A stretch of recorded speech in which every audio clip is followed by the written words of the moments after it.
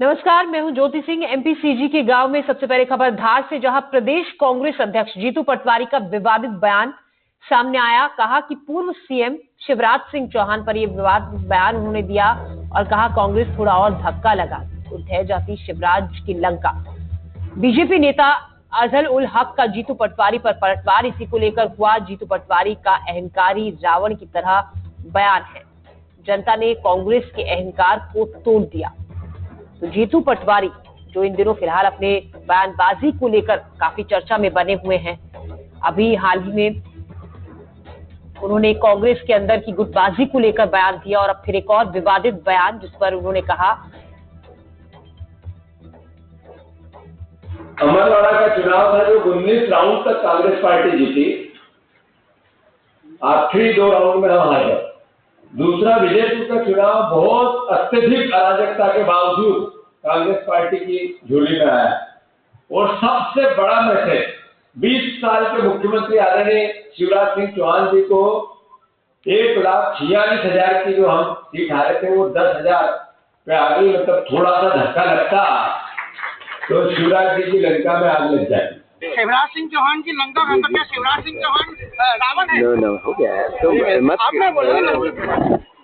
शिवराज सिंह चौहान की लंका का मतलब क्या? शिवराज सिंह चौहान रावण है? नो हो गया है तो मत आपने बोला ना। शिवराज सिंह चौहान को रावण बताना चाह रहे हैं या खुद को राम बताना चाह रहे हैं? और जिस उनके इस वक्तव्य में वो जिस अहंकार की बात कर रहे हैं वो अहंकार रावण में था और विजयपुर की जनता ने उनको इस बात का एहसास दिला दिया कि जब रावण का अहंकार नहीं रहा, लंका नहीं रही, तो उसी तरीके से विजयपुर में भारतीय जनता पार्टी को जिताकर उनने बता दिया है कि रावण का राज का नष्ट किस तरीके से विजयपुर की जनता ने किया है।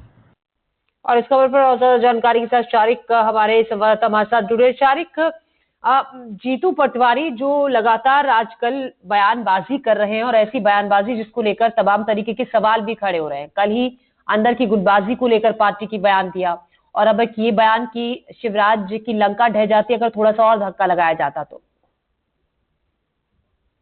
देखिए ज्योति जी, जीतू पटवारी और विवाद का जो है लगता है चोली दामन का साथ हो गया है। जैसे उन्होंने धार में ये कहा था कि हमारी पार्टी में जो गुटबाजी ये ग्रुपिंग है वो एक कैंसर की तरह हो गई है, तो ये इस कांग्रेस में कैंसर की जो बीमारी है उसके इलाज के लिए मीडिया कर्मी उनके पास जमा हुए थे।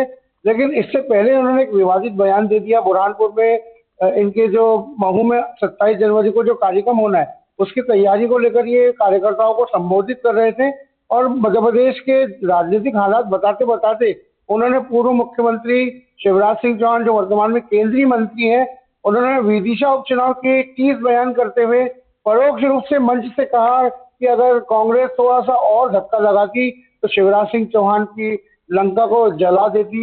उसके बाद जब पत्रकारों ने उनसे पूछा, साफ साफ पूछा, क्या आपने शिवराज सिंह चौहान को ही रावण कहा है, तो वो चुप्पी साध लिए।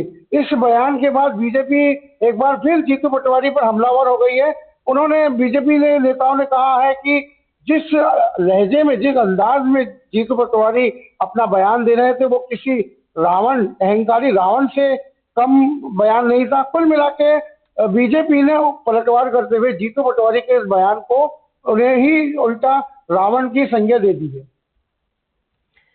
जी, तो ये कहना गलत नहीं हुआ कि अपनी बयानबाजी को लेकर अब बीजेपी के भी निशाने पर जीतू पटवारी हैं, साथ ही अपनी पार्टी भी अब उन पर सवाल खड़े कर रही है। अपनी पार्टी को भी उन्हें जवाब इसके लिए देना होगा।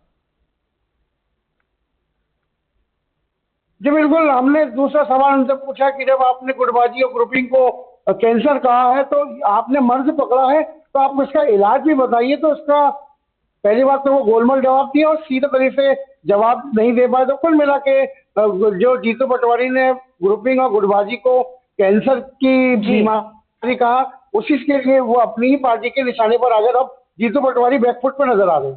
शुक्रिया शारिक आपका जानकारी के लिए। खबरों में हम बढ़ते हैं आगे। अगली